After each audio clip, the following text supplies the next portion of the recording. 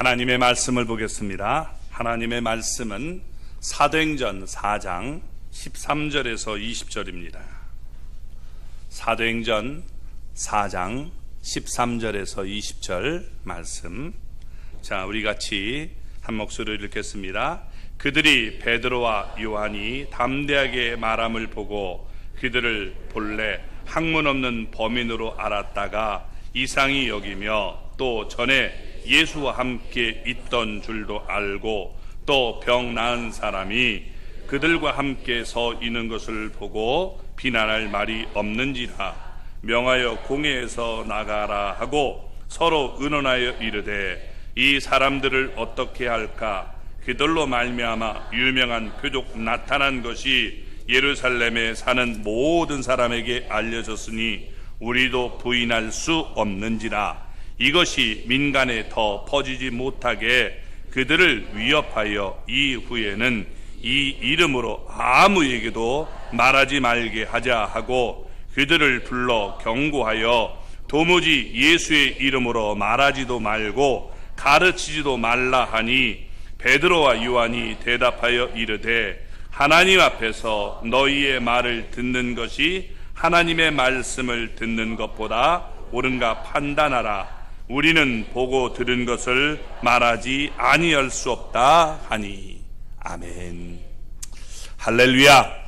하나님의 은혜와 복이 오늘도 주님 앞에 나온 우리 사랑하는 성도 여러분 삶 속에 가정 속에 언제나 함께 하시기를 주님의 이름으로 축원합니다. 우리 옆에서 손을 붙잡고 우리 주님 안에서 한번 이렇게 크게 웃어주시기 바랍니다. 하나님은 우리를 웃게 하시는 하나님이십니다. 자, 하하하 웃으십니다. 예, 웃지 못하면 병든 겁니다. 예, 좀 웃어보세요. 네. 웃지 못하는 사람이 있는 것 같아요. 그러지 말고 여러분 웃는 그런 분이 되기 바랍니다. 다시 우리 손 붙잡고 이렇게 고백합니다. 당신 때문에 정말 살만 납니다. 예, 꼭 그런 분들이 되시기를 주님의 이름으로 축원합니다. 아멘. 성경은 구원받은 우리에게 성령으로 충만함을 받으라 라고 명령합니다. 다른 말로 하면 너희는 성령 하나님의 지배를 받으며 살라는 말씀입니다. 우리 영은 혼자서 존재할 수 없습니다. 늘 다른 영과 밀접한 관계를 맺게 되어 있습니다. 따라서 우리 영이 어떤 영과 밀접한 관계를 맺고 있는지가 참으로 중요합니다. 우리 영은 성령으로 충만해서 성령님의 지배를 받지 않으면 반드시 악한 영에게 지배를 받게 되어 있습니다. 악한 영은 하나님을 대적하는 사탄의 영입니다. 죄를 짓도록 만드는 영입니다. 그렇다면 지금 우리 영은 누구의 지배를 받고 있습니까?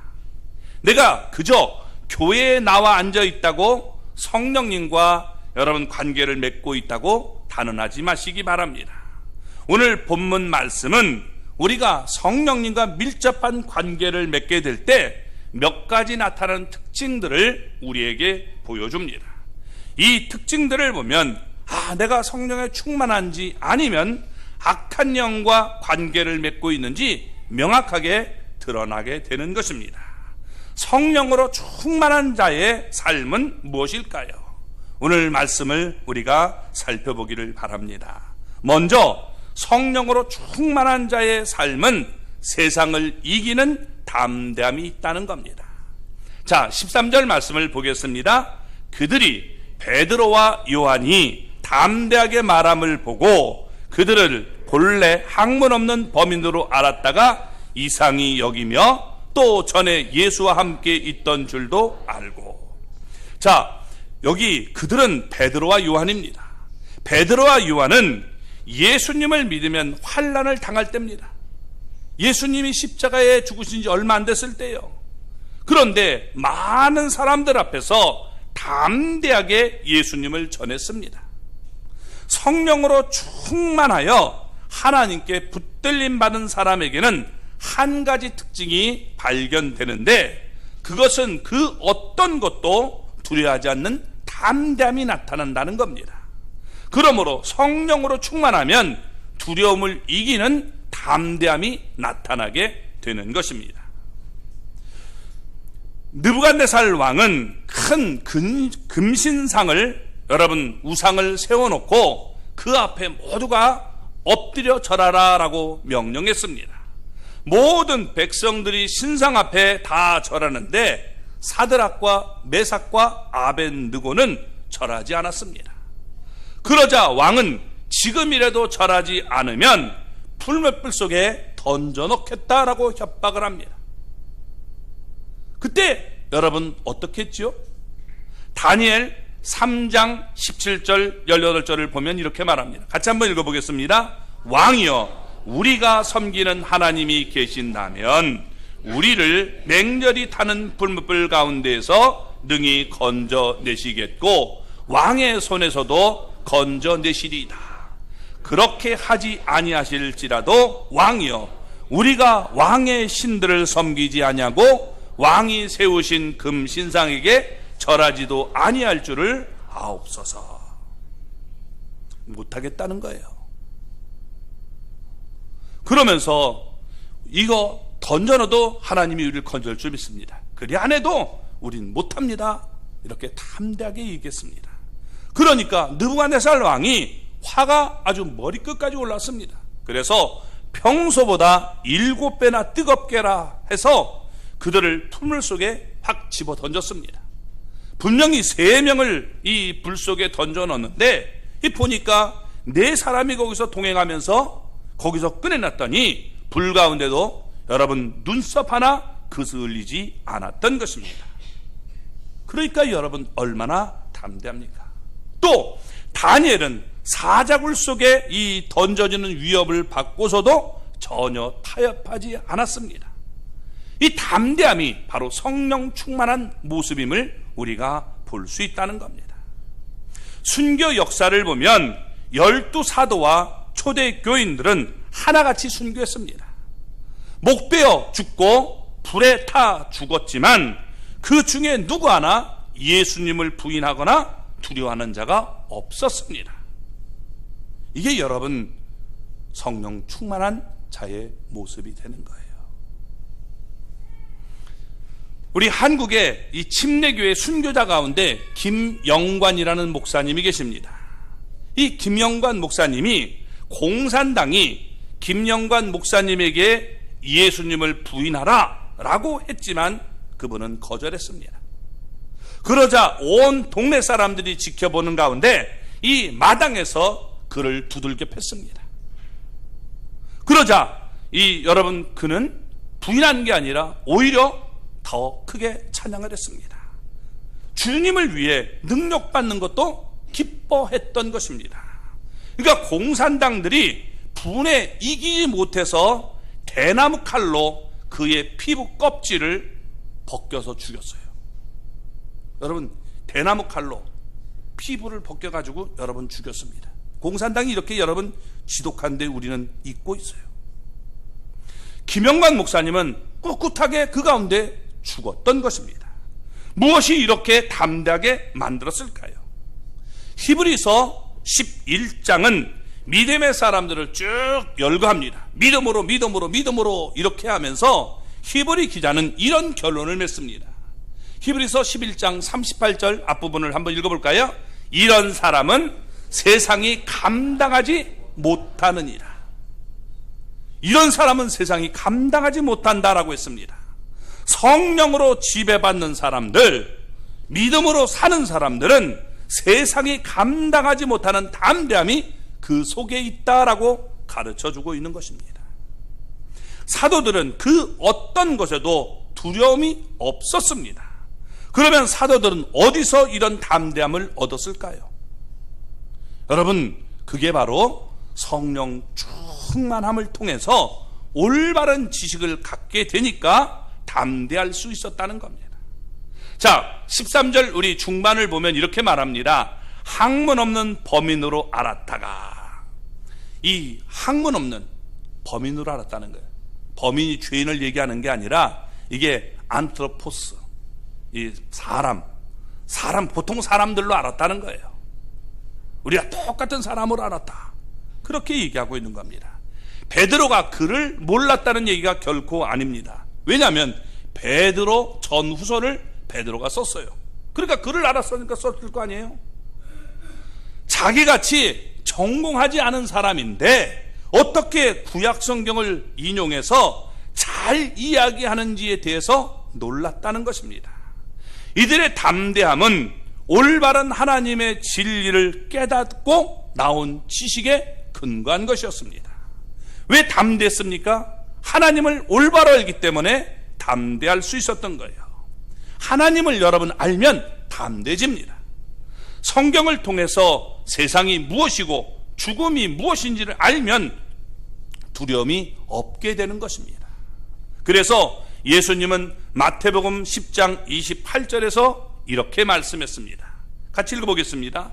몸은 죽여도 영혼은 능히 죽이지 못하는 자를 두려워하지 말고 오직 몸과 영혼을 능히 지옥에 멸하시는 자를 두려워하라. 아멘.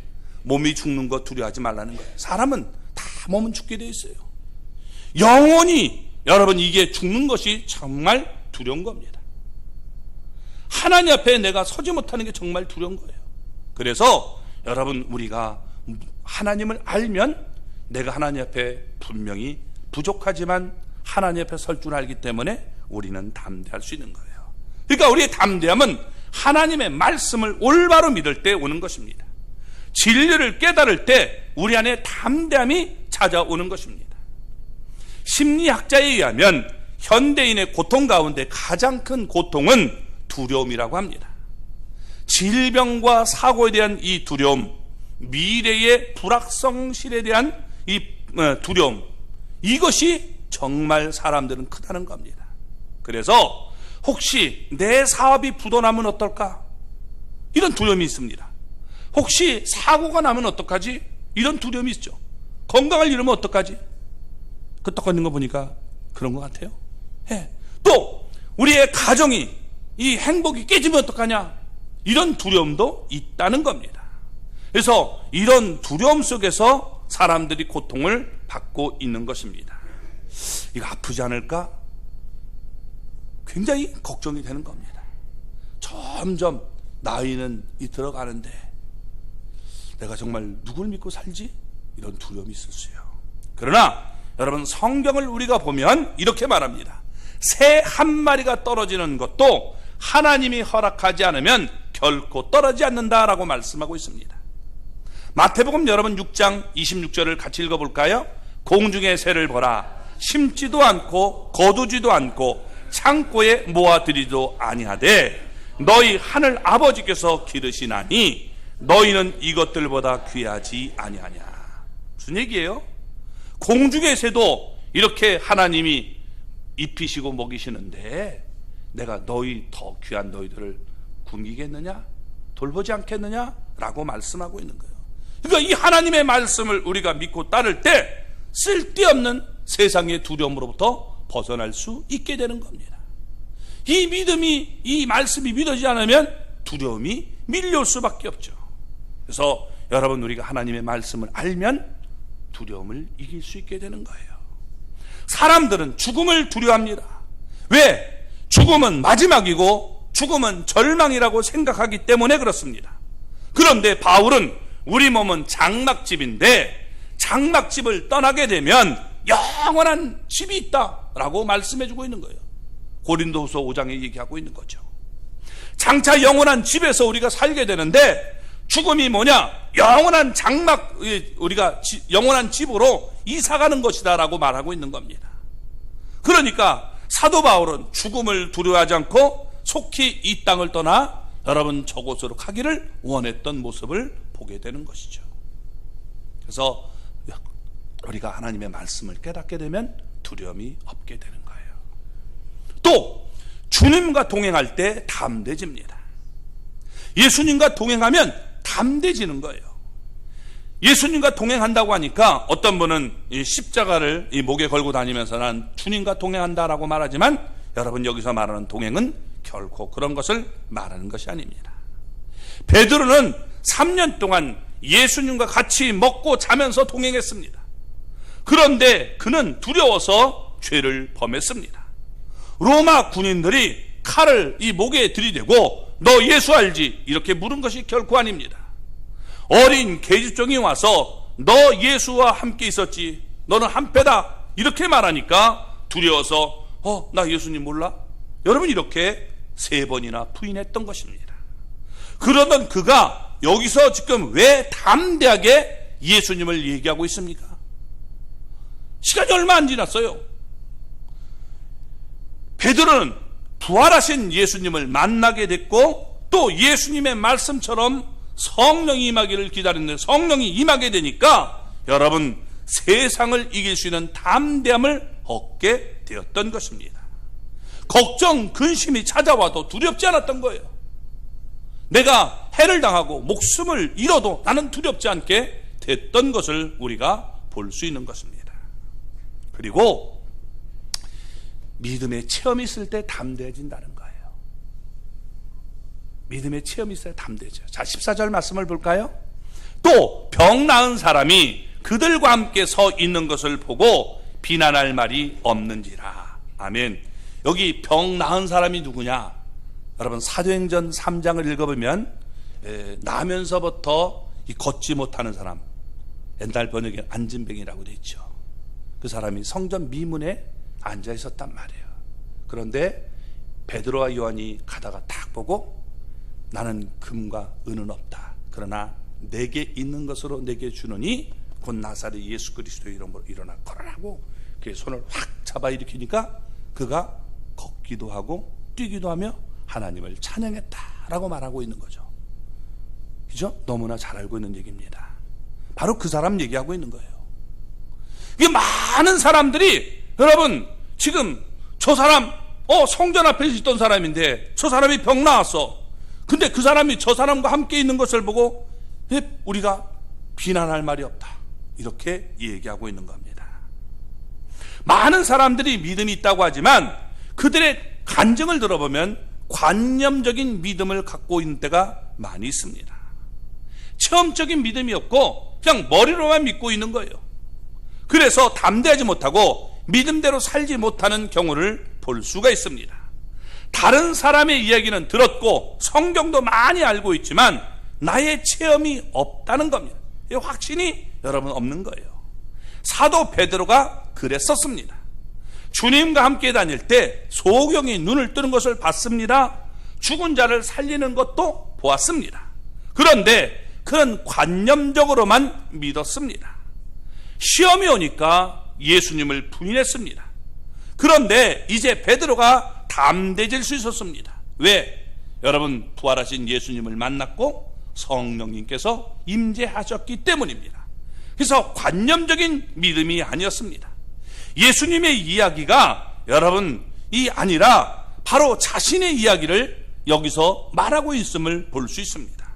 그래서 베드로가 주 예수의 이름으로 일어나 걸어라 라고 하자 나면서부터 걷지 못하던 자가 여러분 일어났던 것입니다. 걷기도 하고 뛰기도 하며 하나님을 찬양하는 이런 놀라운 일이 나타나게 된 것입니다. 얼마나 여러분 놀라운 일입니까? 우린 이런 체험을 가지고 있습니까?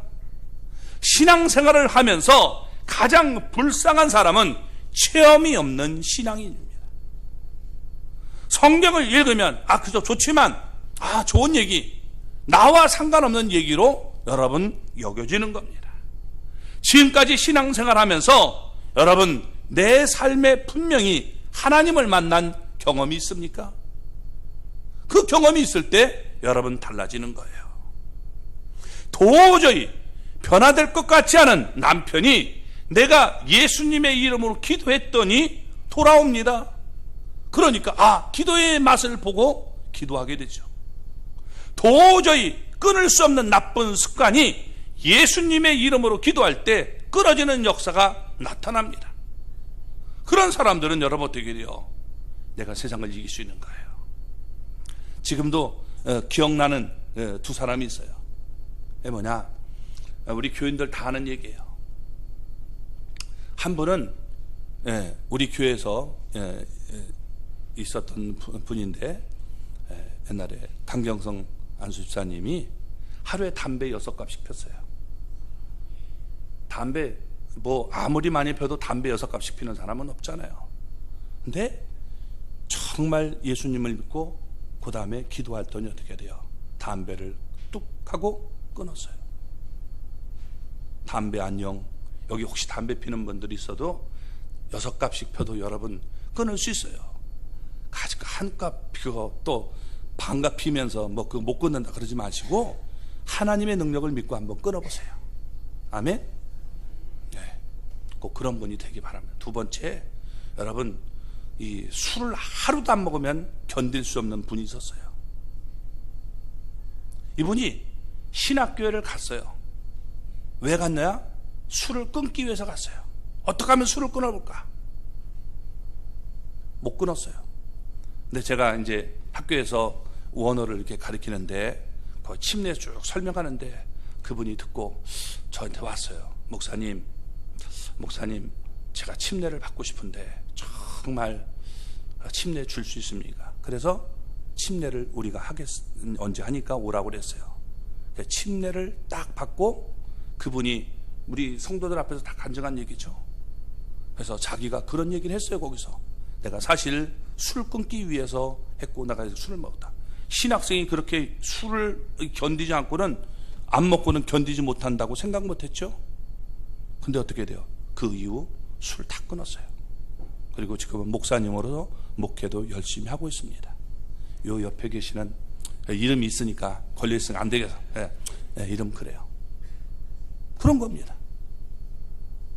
또 얼마 전에 돌아가셨던 분 우리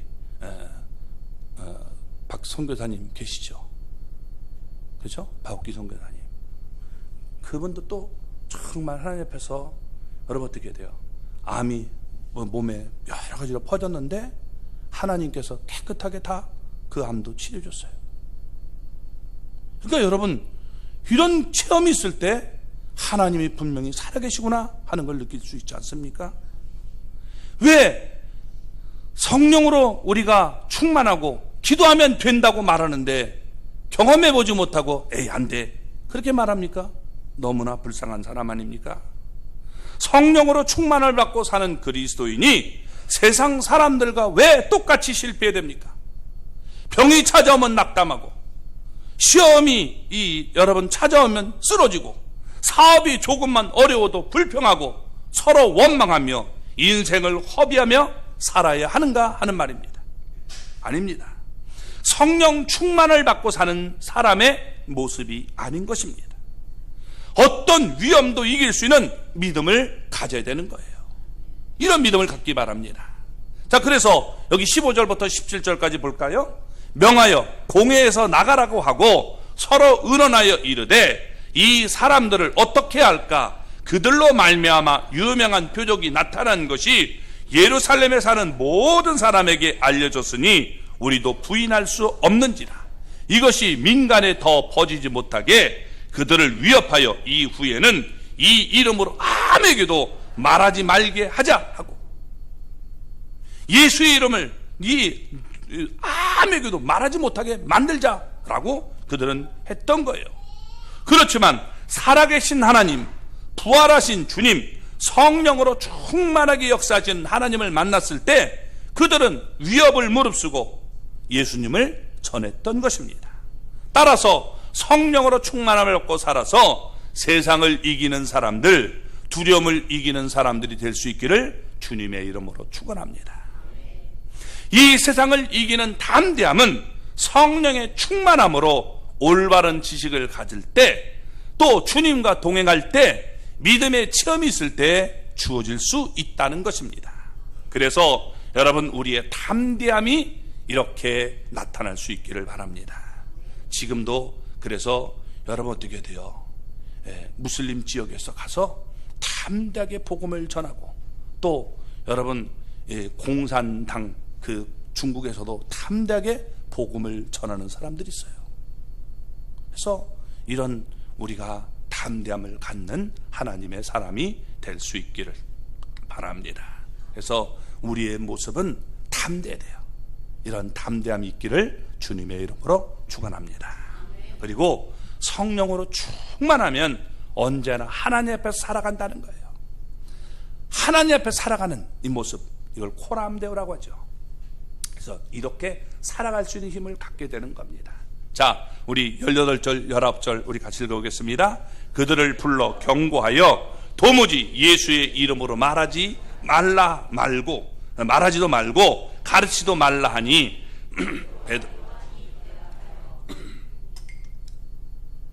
그 다음에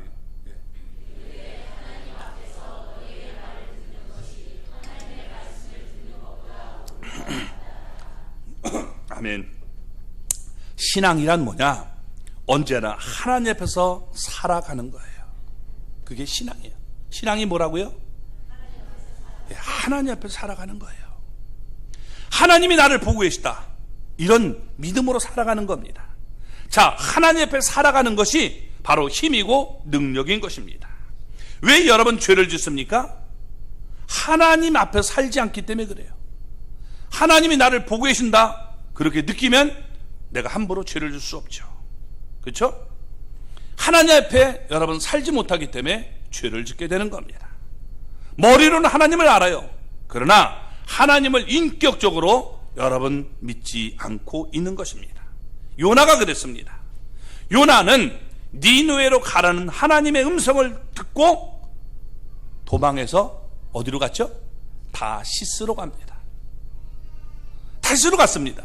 도망가다가 풍랑을 만나 제비를 뽑으니까 요나가 뽑혔습니다. 선원들이 그래서 묻습니다. 너 때문에 이 풍랑이 온 것 같은데 도대체 너는 누구냐라고 묻습니다. 그러니까 그는 이렇게 대답합니다. 나는 천지와 바다를 지으신 하나님을 믿는 자다. 우리도 여러분 이렇게 말할 때가 많습니다.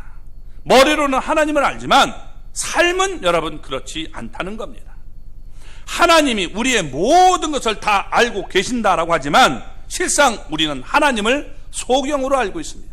요거 내가 하는 건 모르겠지, 그래서 하나님 앞에 도망치려고 하는 것이죠. 은밀히 죄를 지을 때 하나님이 이것을 모른다라고 생각하기 때문에 죄를 짓는 겁니다. 하나님 앞에 살지 못하는 이유는 하나님을 바라보지 않고 환경을 바라보기 때문에, 타협하기 때문에 생기게 되는 것입니다. 우리는 누구 앞에서 살고 있습니까? 혹시 사람들의 눈치를 보고 있지는 않습니까? 사람들을 의식하며 살고 있지는 않는가 살펴봐야 되는 것입니다. 또 돈 앞에 살고 있지는 않습니까? 돈 앞에는 신앙이고 무엇이고 다 필요 없다, 이렇게 여기고 살아가는 사람들도 많이 있습니다. 얼굴이 환해졌어요. 아, 그래서 무슨 좋은 일 있습니까? 그랬더니 돈이 잘 벌립니다. 울상을 하고 있어요. 왜? 무슨 걱정이 있습니까? 사업이 안 된다는 겁니다. 얼마나 여러분 안타깝습니까? 하나님 앞에서 우리는 어떤 쪽을 선택할 것인가를 물어야 하는 것입니다. 하나님을 바라보는 것이 옳은 줄 믿는다는 거예요. 이왕에 우리가 눈치 보려면 하나님의 눈치를 보고 살기를 바랍니다. 성도는 사람의 눈치를 두려워서는 안 돼요. 아멘. 하나님 앞에서 여러분 믿음의 선택을 하며 살아갈 수 있는 사람이 되어야 되는 겁니다. 그래서 여러분 누가 뭐라고 그래도 하나님이 나를 보고 계시기 때문에 내가 올바른 믿음을 여러분 가져야 되는 거예요. 표 때문에 부처님 앞에 가서 이런 자세를 취하면 안 되고, 떳떳하게 나는 하나님을 믿기 때문에 당신 믿음 좋습니다, 내가 그것까지는 인정해 주겠다 오지만 그러나 나는 내 신앙으로는 절을 못합니다, 그런 담대함이 있어야죠. 그래서 여러분 그런 모습에 우리가 박수해 주기 바랍니다. 다른 사람에게 우리가 부안회동 해가지고 욕하면 안 돼요. 무슬림들 여러분 앞에서 그렇게 봐요. 그러나 어때요? 담대함이 있는 거예요. 그래서 하나님 앞에서 나는 산다, 그런 담대함이 있기를 주님의 이름으로 축원합니다. 그리고 여기 성령 충만한 자의 삶 세 번째 특징이 뭐냐? 바로 하나님이 주신 사명을 이루기 위해 산다는 겁니다. 자, 20절 말씀을 우리 볼까요? 우리는 보고 들은 것을 말하지 아니할 수 없다 하니. 아멘. 이 세상에 사는 삶은 크게 두 가지로 나눌 수 있습니다. 하나는 쫓기는 삶이 있고 하나는 부름받은 자의 삶이 있다는 겁니다. 쫓기는 자의 삶을 우리가 사는 사람을 보면 늘 쫓깁니다. 일에 쫓기고 또 돈에 쫓기고 환경에 쫓기고 시간에 쫓기며 살아갑니다. 그 사람들의 특징은 늘 바쁜 겁니다. 만족이 없습니다. 대부분의 사람들이 이렇게 살아갑니다. 내가 환경을 지배하기보다 환경이 나를 지배하고 다스립니다. 돈과 시간이 나를 다스리니까 자꾸만 늘 쫓기는 삶을 살게 됩니다. 그러다가 여러분 이렇게 수동적으로 살다가 죽게 되는 것입니다. 그러나 부름받은 자의 삶은 능동적인 삶입니다. 목표가 있는 삶입니다. 하나님이 나를 부르심을 위해 살아가는 것입니다. 누가 뭐라고 해도 하나님이 나를 부르셨기 때문에 그것을 내가 붙들고 살아가는 사람입니다. 하나님이 나를 이 땅에 보내셨을 때, 하나님이 나를 이 땅에서 구원해 줬을 때 분명히 여러분 소명이 있다는 겁니다. D.L. 무디는 많은 사람들이 무시하는 구두방에서 남의 구두를 꿰매면서 하나님의 소명을 한 번도 잊지 않고 살았습니다. 주님께서 내가 이 땅에 사는 것은 하나님의 말씀을 전하기 위함이었다. 여러분 그것을 잊지 않았습니다. 왜냐하면 주님께서 이 땅을 떠나시기 전에 명령하신 것이 복음 전파였기 때문에 그 소명을 잃지 않고 살았던 것입니다. 그래서 이것을 사명으로 여기고 살았습니다. 그는 비록 구두를 꿰매면서도 그 사명을 한 번도 잊어본 적이 없습니다. 지금도 무디의 이 설교 원고를 읽으면 읽기가 힘들다고 합니다. 왜냐하면 철자법이 너무 많이 틀렸기 때문에 그래요. 한번 여러분 생각해 보세요. 아버지 해야 되는데 아가지, 만약에 그렇겠다.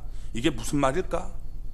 근데 이게 하나가 여러분 그렇다면 그럴 수 있겠는데 여기저기 막 틀린 말이 나오면 이게 해석하기가 힘들어지죠. 그렇죠? 그러니까 여러분 그런 모습입니다. 그가 초등학교도 제대로 졸업하지 못했습니다. 그러나 미국을 변화시키는 위대한 대풍사가 될 수 있었던 것입니다.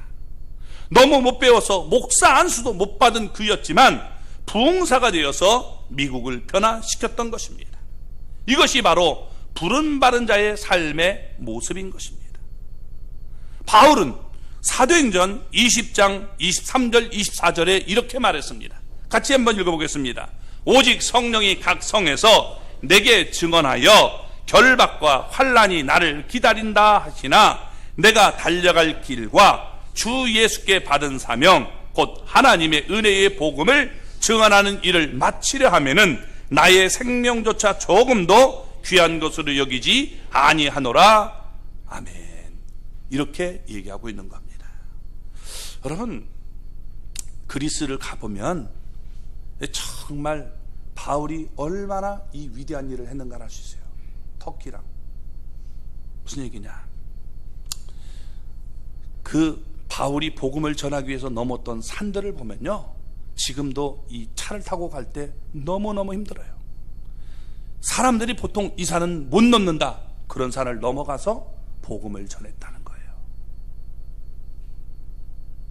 이게 절대로 이걸 넘은 사람이 없다. 근데 바울은 넘어갔어요. 왜? 복음을 전하기 위해서 넘어간 거예요. 바울은 저같이 크지도 않아요. 조그맸고 또 우리가 아는 얘기를 보면 대머리였고 그리고 간질했다고 그래요. 그렇지만 여러분 어떻게 돼요? 복음을 들고 산을 넘었는데 그 산은요 우리 그냥 보통 그런 산이 아니에요. 산맥을 넘는 거예요. 산을 넘고 넘어가면 또 있고 또 있고 또 있고, 여러분 그런 것을 넘어서 복음을 전했다는 거예요. 가이드가 그래요. 이걸 이렇게 옛날에 걸어서 넘어간 사람이 없다는 거예요. 근데 바울이 그 일을 했다는 거죠. 왜? 사명이 있기 때문에 그 일을 감당하는 겁니다. 성령님이 임하시면 여러분 어떻게 돼요? 사명인 줄 알고 그 일을 감당하는 거예요. 그래서 나의 생명조차 조금도 귀한 것으로 여기지 않았다. 말만 한 게 아니라 그렇게 살았던 거예요.